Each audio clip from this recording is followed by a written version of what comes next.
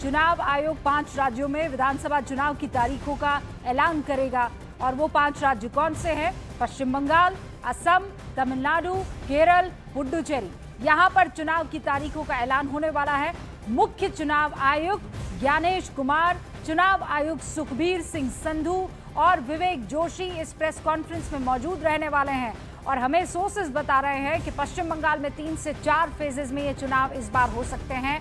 और आप ये भी जान लीजिए कि पश्चिम बंगाल में पिछली मर्तबा जो है, ये जो 4 से 5 फेजेस की बात हो रही है, ये 8 फेजेस में हुए थे।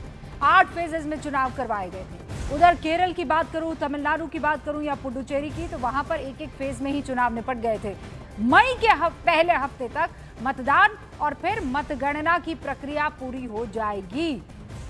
जो नॉमिनेशन है और उसके बाद जो मतदान है और मतगणना है, वो प्रोसेस पूरा का पूरा हो जाने वाला है मई के पहले वीक में।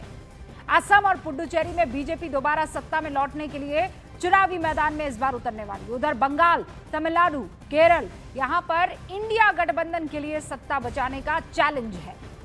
2014 के बाद मोदी एरा में बीजेपी के कई ऐसे फ्रंटियर फतेह हुए हैं, वो आपने भी देखा है। लेकिन इन सूबों में जो अभी अभी मैंने आपको बताया, चाहे वो पश्चिम बंगाल हो, चाहे वो तमिलनाडु हो या फिर केरल हो, यहां पर बीजेपी अपनी सत्ता नहीं ला पाई है।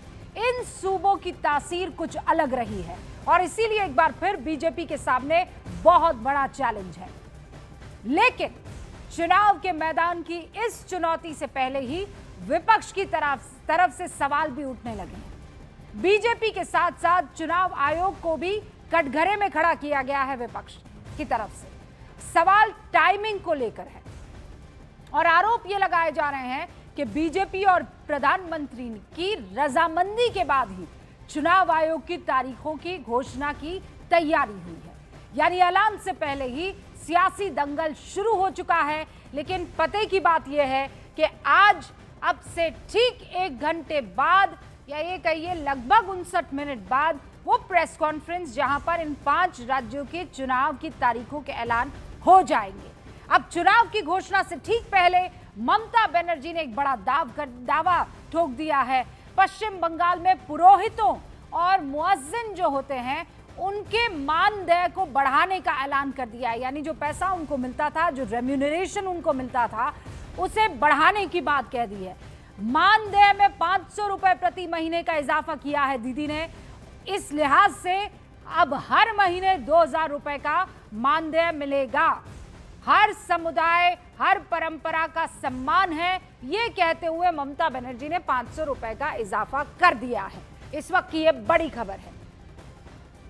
चुनाव के ऐलान से ही सियासत गर्मा गई है। मतलब ऐलान तो अब होगा, लेकिन खबरें तो आने लगी है कि चुनाव की तारीखों का आज जो है वो ऐलान हो जाने वाला है।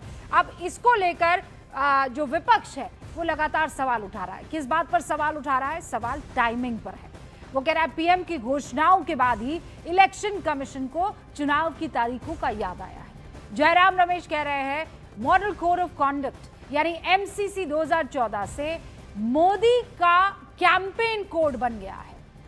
ये इलेक्शन का नहीं रहा है, ये मोदी का कैंपेन कोड बन गया है। और शिवसेना, उद्धव बालासाहेब ठाकरे गुट के संजय राउत भी आते हैं। वो ये कहते हैं हमें चुनाव आयोग पर भरोसा है ये नहीं। लेफ्ट के हनन मोल्ला जो है वो बंगाल के वोटर लिस्ट में धांधली हुई है ये कह रहे हैं। इन सब पर चर्चा होगी, लेकिन हमारी नजर लगातार बनी हुई है चुनाव आयोग की उस प्रेस कॉन्फ्रेंस पर। हमारे साथ सारे मेरे सहयोगी और साथ में ये तमाम अलग अलग जो आपको चेहरे दिखाई दे रहे हैं वो इस मसले पर बातचीत करने के लिए जुड़ेंगे। पहले आपको ये बता दूं मैं कि दिल्ली के विज्ञान भवन से नीरज कुमार हमारे साथ जुड़ चुके हैं। हमारे साथ दिल्ली में कांग्रेस मुख्यालय से अरुण सिंह आपको दिखाई दे रहे हैं। हमारे साथ दिल्ली में बीजेपी मुख्यालय से यतेंद्र दिखाई दे रहे हैं आपको स्क्रीन पर। कोलकाता से कमालिका सेन और गुवाहाटी से निलॉय भट्टाचार्य लाइव जुड़ चुके हैं। और न्यूज़ 18 साउथ के मैनेजिंग एडिटर विवेक नारायण चेन्नई से हमारे साथ जुड़ चुके हैं। आप सभी का बहुत बहुत स्वागत कर रही हूँ। सबसे पहले यतेंद्र, आप शायद हमें पुकार रहे हैं। मैं बाकी मेरे साथियों का रुख करूं उससे पहले मुझे लगता है कोई बड़ी खबर आपके पास है। देखिए बिल्कुल रूबिका, जो खबर आ रही है, जो सोर्सेस हैं, उसमें यह है कि पिछली बार का अगर आप विधानसभा चुनाव देखेंगे तो जो चुनाव के बाद मतलब वोटिंग प्रक्रिया के बाद और शपथ ग्रहण समारोह तक यानी कि रिजल्ट आने तक बड़ी संख्या में हिंसा हुई थी और कई लड़कियों के साथ रेप किया गया था, कईयों के घर जलाए गए थे, लूट हुई थी और कईयों को मारकर पेड़ से लटका दिया गया। जब ममता बनर्जी सरकार से ये पूछा गया तो उन्होंने कहा कि उनकी सरकार उस दौरान नहीं थी क्योंकि आचार संहिता लगी हुई थी, तो ऐसे में उन्होंने पल्ला झाड़ने का काम किया तो और वोटरों में दहशत बैठाने का काम किया, डर बैठाने का काम किया कि अगर वो टीएमसी के अलावा कहीं और वोट डालेंगे तो ये उनके साथ होगा। राजनीतिक तौर पर एक बड़ा मैसेज उस वक्त ये दिया गया था, डर दिखाकर। लेकिन इस बार जो खबर सामने आ रही है वो ये है कि पैरा मिलिट्री फोर्सेस, क्योंकि पैरा मिलिट्री फोर्सेस वोटिंग प्रक्रिया के बाद उस तरफ शिफ्ट हो जाती है जहां पर वोटिंग मशीन रख दी जाती है वोटिंग प्रक्रिया के बाद, और रिजल्ट तक वो वहीं पर रहती है, यानी कि इलाकों से पैरा मिलिट्री फोर्स हटा दी जाती है। लेकिन इस बार जो चुनाव आयोग बड़ा फैसला लेने वाला, जो सोर्सेस दावा कर रहे हैं कि इस बार पैरा मिलिट्री फोर्सेस चुनाव प्रक्रिया तक नहीं, वोटिंग प्रक्रिया तक नहीं, वो उस वक्त तक मौजूद रहेंगी जब तक रिजल्ट नहीं आ जाता या सरकार का शपथ ग्रहण नहीं हो जाता है। यानी कि वोटरों में जो डर है वो ना रहे, उनमें सुरक्षा की भावना रहे, इसको लेकर उन इलाकों में मतलब उस टाइम को जो है यतीम बढ़ा दिया गया है, चुनाव आयोग ले सकता है। ऑलराइट, ये एक बड़ा और महत्वपूर्ण फैसला है अगर लिया जा रहा है। तो आप कह रहे हैं, सूत्र ये बता रहे हैं कि अब जो टाइमिंग होती थी कि जब तक मतदान नहीं होता था तब तक पैरामिलिट्री फोर्सेस रहती थी ग्राउंड पर, मतदान होने के बाद ये उनकी जिम्मेदारी थी कि मतदान होने के बाद और स्ट्रॉन्ग रूम में ईवीएम मशीन्स पहुंचा देने के बाद वो चली जाती थी, रुखसत हो जाती थी। लेकिन अब ये कहा जा रहा है क्योंकि लगातार बंगाल में हिंसा होती रही है, इसीलिए इस बार हो सकता है कि इनको मतदान के बाद मतगणना तक, इनफैक्ट सरकार बनने तक भी रोका जा सकता है। अच्छा, हमारे साथ मैं बता दूं नीरज भी जुड़े हुए हैं। नीरज, बस अब कुछ देर का इंतजार, लेकिन इस बार आपके सूत्र बता रहे हैं कि 2 से 4 फेजेस में होंगे, नॉट मोर देन दैट। देखिए, बंगाल को लेकर रूबिका जो जानकारी है उसमें जो हमें इंडिकेट किया गया है कि 8 चरण से घटाकर 3 से 4 चरण में जाएंगे। हालांकि कुछ सोर्सेज ने 5 चरणों का दावा किया, उससे मैं इनकार नहीं करता, लेकिन मुझे जो लगता है, जो टॉप सोर्सेज ने जानकारी दी है कि 3 से 4 चरणों में बंगाल का चुनाव कराने को वो लोग सोच रहे थे। अंतिम तौर पे क्या डिसाइड किया है वो अभी प्रेस वार्ता में पता चलेगा, लेकिन मुझे लगता है कि 4 चरण मैक्सिमम होगा, जो मुझे लगता है, या 3 भी हो सकता है। असम की अगर बात करें तो 2 से लेके 3 चरणों में उम्मीद जताई जा रही है। लेकिन अक्सर ये कहा जाता है कि बंगाल में वायलेंस एक बहुत बड़ा मुद्दा रहता है, ये जो चुनावी हिंसा होती है, राजनीतिक हिंसा होती है, ये बड़ा मसला रहता है और इसीलिए फेजेस को बढ़ा दिया जाता है। पर आप कह रहे हैं कि फेजेस 4 से मतलब 7 से 4 या 4 से 3 भी हो सकते हैं। देखिए, अगर इस बारे में पूछिएगा रूबिका तो इसके पीछे मैं जानना चाहूँगा, कोविड काल में साल 2020 में जब बिहार का विधानसभा चुनाव होने वाला था तो ट्रेडिशनली बिहार हुए, पश्चिम बंगाल हुए, खासकर उत्तर प्रदेश हुआ, तो ये परंपरागत तौर पे यहाँ अधिक चरणों में चुनाव होते थे। तब से बिहार में 3 चरणों में चुनाव प्रक्रिया की शुरुआत हुई और तब से लेकर चुनाव आयोग ने एक नीति बना ली कि हम सभी राज्यों के विधानसभा चुनाव में ज़्यादा चरणों में चुनाव नहीं कराएंगे। और मुझे लगता है कि उसी नीति को फॉलो करते हुए बंगाल में भी चुनाव आयोग ने इस बार फैसला किया है कि चुनाव के चरणों को कम कराएंगे। दूसरी अहम बात कि ज्ञानेश कुमार जो कि मौजूदा में मुख्य चुनाव आयुक्त थे, वो बार बार इस बात को दोहराते हैं और पिछली बार जब राजीव कुमार थे वो भी कहते थे कि हम चुनाव की घोषणा से लेकर पहले चरण में अब ज़्यादा वक्त नहीं देंगे। ऐसे में अगर कई चरणों में चुनाव रखेंगे तो अंतिम चरण वाले को काफ़ी इंतजार करना होगा और एक बेकार का, मैं कह सकता हूँ कि बहुत लोगों को परेशानी चुनाव आचार संहिता की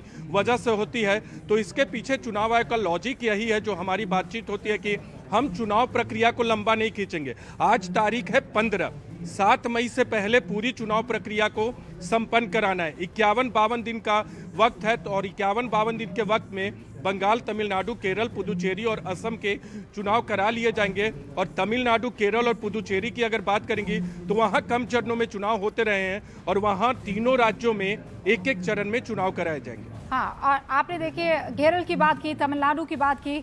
हमारे साथ इस वक्त जो है साउथ के मैनेजिंग एडिटर, न्यूज़ 18 साउथ के मैनेजिंग एडिटर विवेक नारायण भी जुड़े हुए हैं, जरा उनका भी रुख कर लेते हैं। वो चेन्नई से हमारे साथ जुड़े हुए हैं। विवेक, किस तरह की स्थिति, क्योंकि इस बार तमिलनाडु और केरल, इस पर भी लगातार, क्योंकि अक्सर ये कहा जाता था कि राजनीतिक तौर पर दोनों अलग जोन हो जाते हैं, एक साउथ जोन अलग हो जाता है, नॉर्थ अलग हो जाता है, लेकिन 2014 के बाद से देख रहे हैं कि जब जब केरल में, तमिलनाडु में, आंध्र प्रदेश में चुनाव हुए हैं, पूरे देश में एक नैरेटिव बनाया जाता रहा है दोनों ही पार्टियों की तरफ से, इनफैक्ट जो रीजनल पार्टियां हैं वहां से। रूबिका, यहाँ पे डेट्स को लेके इतना प्रॉब्लम नहीं है जैसे आप बाकी जगहों पे देख रहे हैं, मगर यहाँ पे है प्रॉब्लम अलायंस को लेके। कौन कितना बड़ा अलायंस बनाता है, किसकी सबसे बड़ी अलायंस रहती है। इसमें एक एक्स फैक्टर जो तमिलनाडु में है, जहां मैं हूँ, वहां है विजय, एक सुपरस्टार जो अपनी कोटि पे है, जो उनकी एक एक पिक्चर्स अभी भी फुल स्क्रीन चल रही है, जहां पे टिकट मिलना मुश्किल हो जाता है, नामुमकिन हो जाता है, वो इलेक्शन में लड़ रहे हैं। उनका रुख किस तरफ रहेगा, वही सबसे बड़ा इशू है। बीजेपी के लिए ये एक बहुत बड़ा डू और डाई बैटल है, करना है वो हरना या हारना है। इसमें एक ही चीज है, उन्होंने बहुत कुछ किया है। रिमेंबर, यहाँ पे एक सबसे बड़ी चीज है लीडरशिप वैक्यूम। यहाँ पे एक थी जयललिता, एक थे करुणानिधि, ये दोनों पिछले 10 साल से नहीं है। वो एक बहुत बड़े आइकन की एक तलाश है, एक ऐसा एक बंदा, एक नेता जो सबको एक साथ ले जा सके, वो यहाँ नहीं है। अभी से क्या है कि एक विजय है जो बहुत बड़े पॉपुलर नेता हैं, बहुत पॉपुलर फिल्म स्टार हैं, वो किस तरह रुख करेंगे। अब इन्होंने ये कहा है कि विजय ने कहा है कि वो तो इंडिपेंडेंट रहेंगे, वो कितना इंडिपेंडेंट रहेंगे, उनका आगे जाके क्या रुख रहेगा, यही सबसे बड़ा एक्स फैक्टर रहेगा इस इलेक्शन में। तो हाँ, बीजेपी ने अपनी तैयारी की है, उन्होंने अपना अलायंस बनाया है, उन्होंने ये भी तय किया है कि उनके सबसे बड़े नेता अन्नामलाई, जो सिंगल हैंडेडली एक सुपर कॉप रहे हैं कर्नाटक में, कर्नाटका कैडर में थे, वो कर्नाटक में थे, वहां से छोड़ के वो तमिलनाडु आए। तमिलनाडु में वो राष्ट्र के, वो जो भारतीय जनता पार्टी के वो प्रेसिडेंट रहे हैं। उनको इसलिए हटाया गया कि वो शायद अलायंस के साथ नहीं थे, उनको लग रहा था कि बीजेपी को अकेला जाना चाहिए। उनका ना रहना बीजेपी के लिए कितना भारी रहेगा, इतना पता है कि अन्नामलाई 100% अलायंस के साथ काम करेंगे, वो एक साथ काम करेंगे। बट मैंने जैसे कहा, ये जो एक्स फैक्टर है विजय का, जिनको कहीं भी बिटवीन 10 and 25% वोट मिल सकते हैं। ये 10 and 25 बहुत बड़ा अंतर है। अगर उनको 10 से 12% मिलता है, 12% उनको अगर वोट मिलता है, तो उनको 1 या 2 या शायद 0 वोट मिले। मगर वो अगर 12%, अगर 25% हो जाता है, तो ये भी हो सकता है कि वो मुख्यमंत्री तक बन सकते हैं। मुख्यमंत्री तक बन सकते हैं। आप देख रहे हैं, विवेक बता रहे हैं एक का होना, और वो कौन है? एक्टर विजय। तमिलनाडु में उनकी एंट्री होना बहुत कुछ चीजों को बदल देती है। ये जो दो धड़ों के बीच में चुनाव होता था, वो त्रिकोणीय हो जाएगा, क्योंकि भाई एक पार्टी बीजेपी जो है वो दोनों में से किसी एक को चुन लेती थी, कांग्रेस किसी एक को चुन लेती थी। अभी इस वक्त डीएमके के साथ कांग्रेस है, बीजेपी एआईएडीएमके के साथ चली गई है। लेकिन अब तीसरा फैक्टर आ गया है विजय का, एक का होना और अन्नामलाई का ये इस फैसले में साथ ना होना कि भैया आपको बीजेपी को एआईएडीएमके के साथ नहीं जाना, ये फैक्टर बहुत महत्वपूर्ण होगा। थैंक यू विवेक, हमें बहुत डिटेल में और आसान भाषा में चीज़ों को समझाने के लिए।